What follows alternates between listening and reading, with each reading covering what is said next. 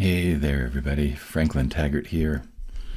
Welcome to the virtual coffee break. Here is my coffee, and here I am. This morning when I woke up, just kind of became aware that my body was feeling some aches and pains, and I had a headache. And then as the day wore on, I started getting the fever and then the chills. And yes, that cold that has hit everybody else in my family. It's my turn. So here I am. I probably will keep this short unless all of a sudden some divine energy sparks a burst. A couple of really fun conversations today that I enjoyed very much, even in my lower state of energy. And one of them, actually both of them had to do with envisioning the next period of years.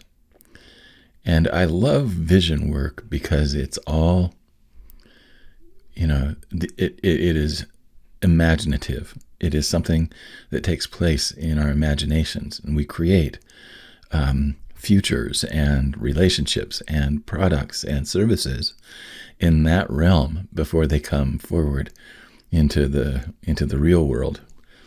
And I think that it's important for people, no matter who you are and whether it's in business or not, I think it's important for people to spend some time really going through and thinking about the future that they are working toward and the purpose that they want to serve. Now, Simon Sinek has done some amazing work around the area of purpose in the book, What is Your Why? And his TED Talks, et cetera, et cetera. And I think that those are all powerful statements. However, I think that for a lot of people, they read those and they think, well, my big purpose has to be kind of grandiose. So the thing that I like about Simon Sinek's book, Start With Why, is that it really looks at what are the meaningful deliveries that we have? What are the things that actually feel like they're making a contribution to a better life for people? And that, like I said, it doesn't have to be a big grandiose thing. It could be that you offer a saxophone lesson to the neighbor kid and that makes his life better. Well, that why is a pretty good one. It's like music lessons are a huge enhancement of life. And even though it may not look like anything big and spectacular and newsworthy as far as the networks are concerned, that one kid is being affected in a way that's going to last their whole life long, right? So as I work with people through developing vision, there are a couple of things that I usually want to start with. And one of them is, do you see yourself doing what you're doing now, 10 years from now? And if they hesitate at all, I notice that and I bring that up to them and I'll ask them, what is the hesitation? And for most of them, one of the things that they realize in that moment is that they've been kind of putting some limits on themselves from the very beginning of developing a vision. And they come back and they'll say, no, I don't want to be in these circumstances 10 years from now. I would rather be here. And that's when we can really start to talk about what is the real vision that they're trying to cultivate. Now, another part of the vision work that I do with people is to talk about who are the people that you care most about. Doesn't matter, again, if they're rich, famous, poor, homeless, whatever, but who are the people that you care most about? And for me, the ultimate answer for that question is that I care most about creative people who don't love their work. And those are the people that I want to have the most effect on and the most impact on. And as I start to think about those people, there are visions that come forward in my imagination for ways that I can serve them and help them.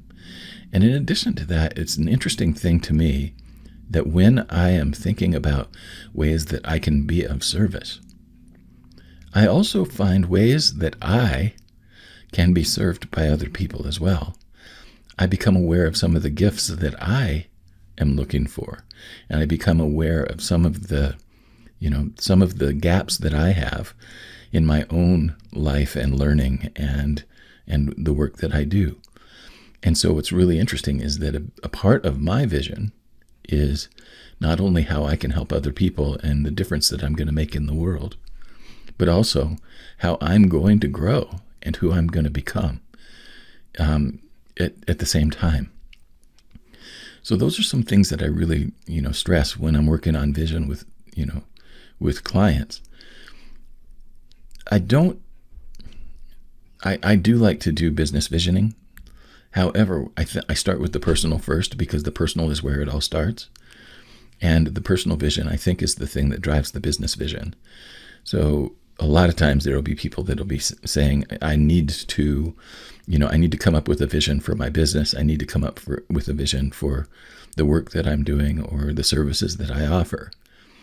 And very often, if they don't start with the personal vision first, they're going to end up there eventually, because the personal vision is really supporting and underneath the vision that you have for your work as well.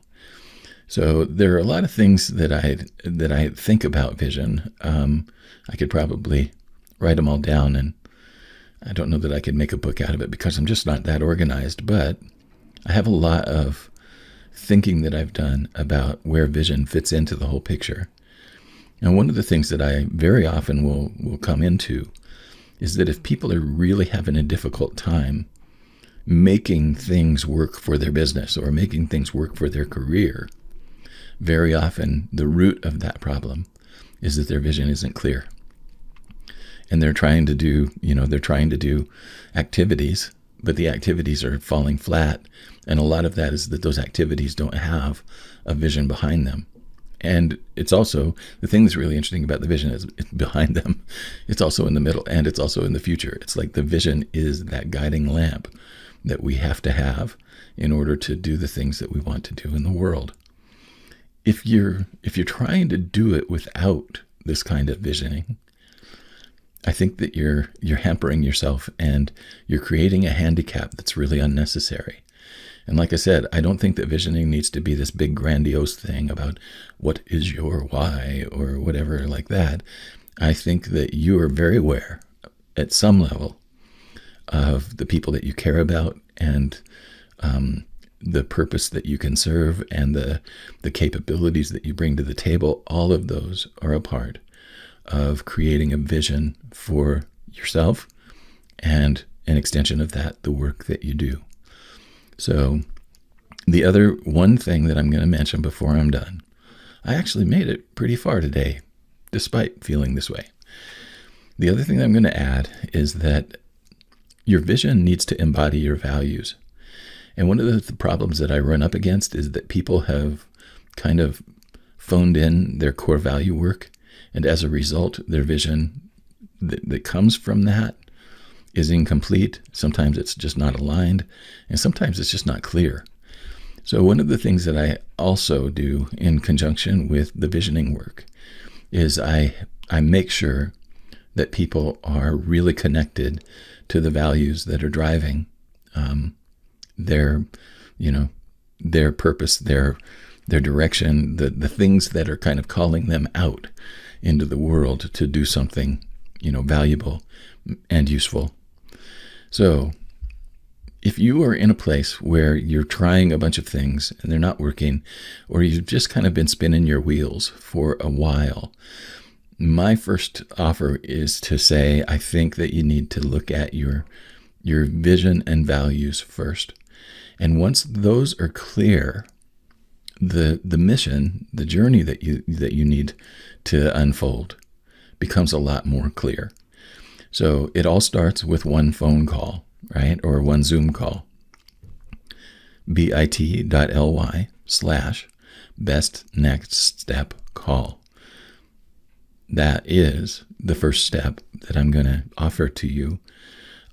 If you are in a place where you feel like you've been spinning your wheels and you're not making the progress that you want to make, and you're not feeling any momentum in the work that you're doing or in the business that you formed or any other area, let's talk and see where we can go from where you are right now.